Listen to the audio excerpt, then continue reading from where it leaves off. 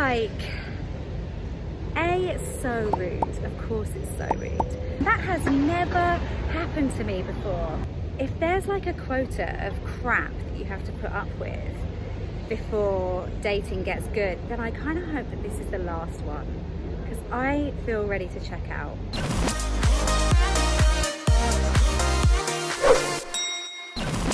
You are watching Salt's weekly show, Season with Salt, and I am joined today by Tanya. We are going to be digging into one of the more gritty elements of dating and how that relates as well for Christians, of ghosting and standing people up. And it's going to get real, I can sense it. So how many messages before you're like, ghost? Oh, good question. I don't know, it's a series of probably three. I'd say it's like as little as three or four. 3 or 4. It's still a ghost. But then the like, you get levels of ghost. That's like a little ghost. And then you get the big ghost. Like a big ghost. The ghoul.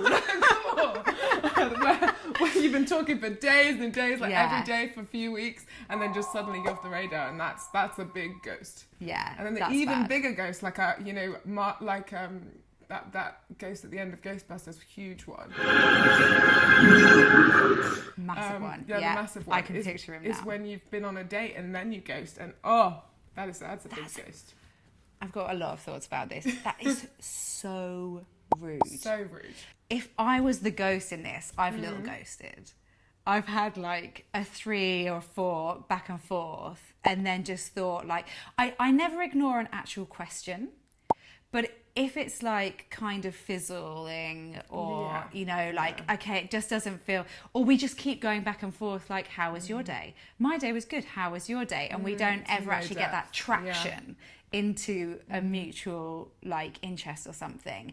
Then there are times where I just allow it to go.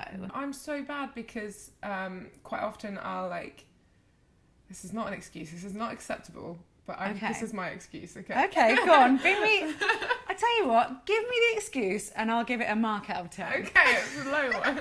I'll be like, okay, so I'll get like a job, an acting job, and I'll go away.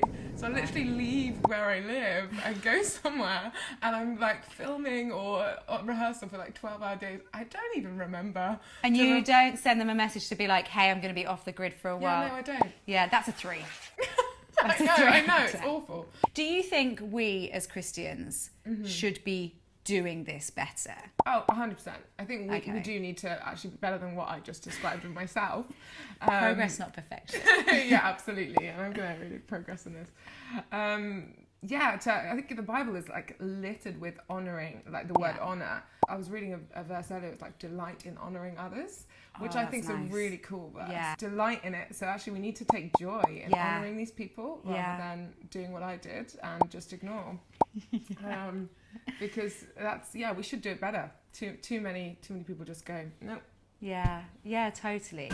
If you're enjoying what you're watching, don't forget to like and subscribe so you can continue to get all of the Salt YouTube content. So I was talking to this guy we matched, we even moved it onto Instagram rather than on the dating app. So it was going well. Kicked it up. It was like quality banter was had. I was like, wow, this is great. This is really cool. I was really enjoying myself. I think it seemed like he was too. We went on a date and it was a real success. Like the date was really fun. It was great. I was like, hey, this is cool. So we organised another date. That one seemed to go well as well. Perfect. Then like a bit of talking after that date online, all great. And then nothing. Nothing. Literally, one day, nothing. Like I went through a really awful breakup a few years ago. And it sparked that in me again. I was like, what's wrong with me? I asked that question. Yeah. And I shouldn't have been asking that question of myself because from the way that I behaved within that situation, there was nothing wrong. Yeah. It was just obviously not right on his level. Yeah.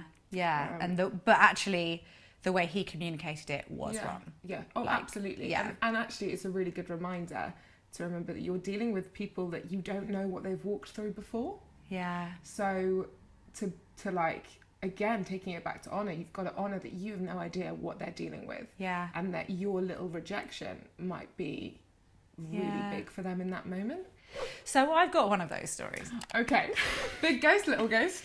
Okay. I actually think that this is so big that it goes over big ghost, because it's not just ghosting, it's literally being stood up. No. Yeah. Yeah. And so we weren't even going to, the topic for this was going to be something completely different. And it was literally 2 weeks ago, or no, 3 weeks ago now, that it happened. And I was like, well, I guess we should talk about this. So... I need to know. Right, here's what happened. So I wasn't even going to do an episode on this, but basically I've just been up in town in the centre of London. I went up to Hyde Park, to the Serpentine, and I was supposed to be meeting someone for a date, and they just didn't show up, and that has never happened to me before. I just feel like, A, it's so rude, of course it's so rude, but if there's like a quota of crap that you have to put up with before dating gets good, then I kind of hope that this is the last one, because I feel ready to check out. Wait, how long do you think you should wait when you're being stood up? Half an hour? Maybe, like, I don't know. I've never happened to me before. Well, good for you. So I waited 40 minutes. That's too long, isn't dedication. it? That's too long. And then I just Did thought... you go in and have a drink? No, because we were in the park at that point, and it was wow. such a beautiful day. And everyone was like walking around just loving their life. And I was there like...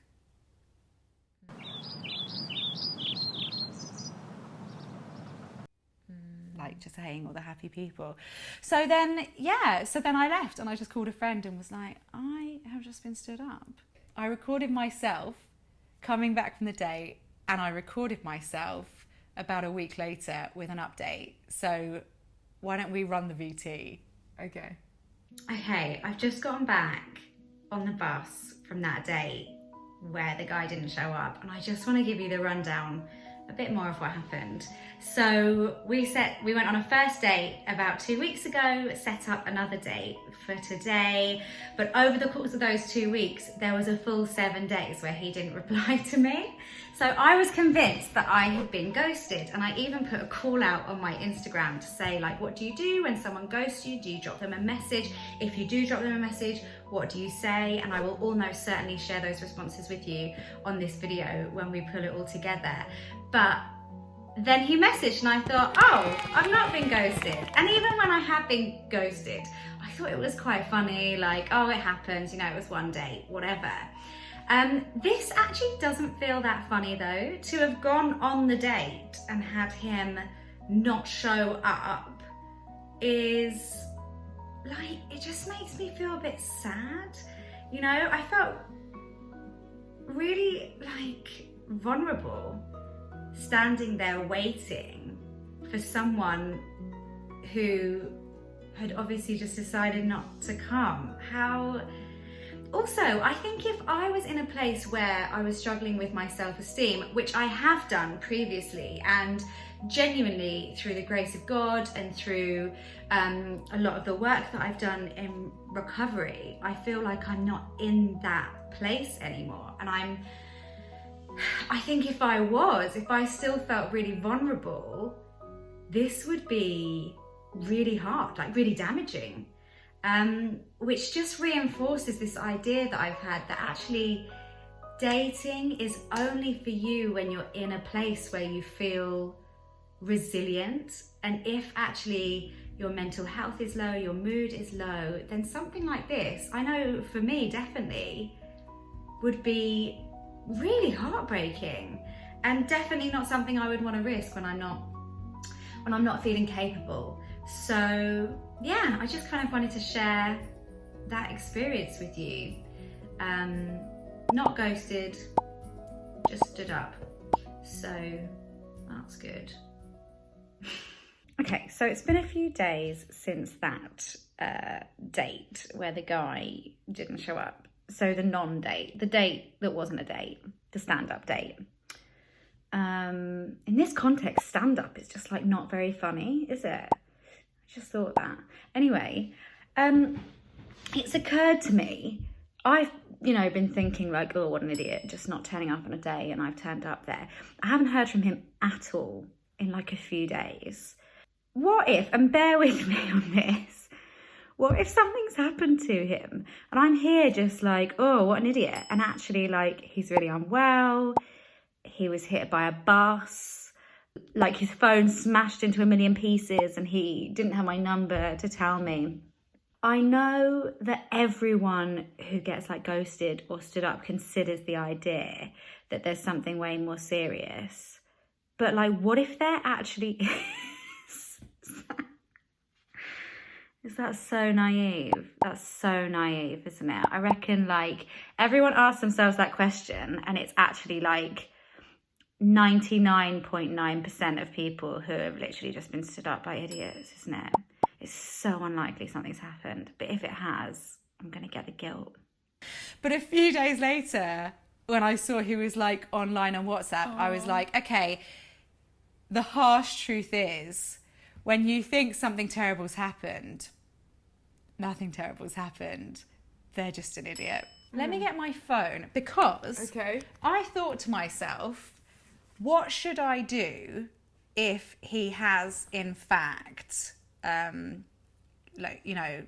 ghosted me?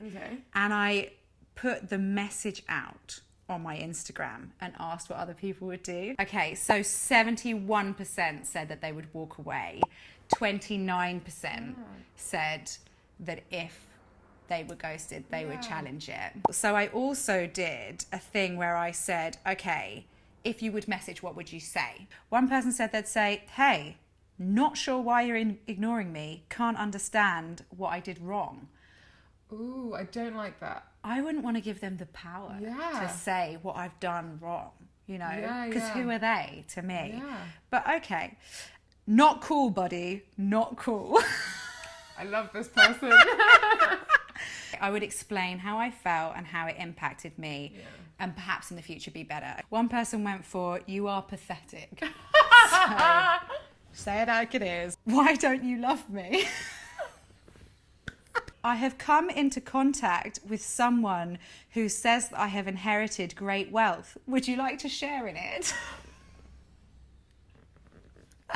The vast majority said something along the lines of what you did. Like, hey, this was upsetting, or this has the potential to do real damage. It doesn't take that much effort to drop me a message and explain that you're not showing up. But did you do any of those responses to this guy? No, I didn't. I could send one right now. I mean, you could just send the clips of this. Just send him the episode. When this releases, should I just send him the link? Oh, yes, please. Oh my gosh. Maybe we'll put like a vote out, and if everyone says I should do it, I'll do it. Do that. That'll be brilliant. Okay, so let's sum this up. Okay. Ghosting, bad. We've done it. We're sorry. Yeah. We're not going to do it again. Anyone We've little ghosted, ghosted. I'm really sorry. And we're not going to do it again. What do you think we should be saying to people who have been like a victim of the ghosting? Okay. I think it's just remembering that our worth isn't tied in with that it has no reflection on you. I think actually going back to the person that asked the question, what have I done wrong? Nothing. That there's obviously stuff going on with them, and trying to get a bit of God's perspective on that, of like, it's not about you. Yeah, totally. If that's a person who can't communicate, doesn't have the courage to explain how they feel, then what would your relationship actually look like? Absolutely. And you don't want to always be the person waiting around for a message or waiting around for a man. Or woman, because... Or woman, we're talking, turns out... to you. I was right, to me, yeah, totally, yeah. But yes, waiting around for a woman as well, absolutely. Oh, so good. If you have enjoyed this chat, do like and subscribe so you continue to get all of the Salt YouTube content, which we hope will entertain and encourage you.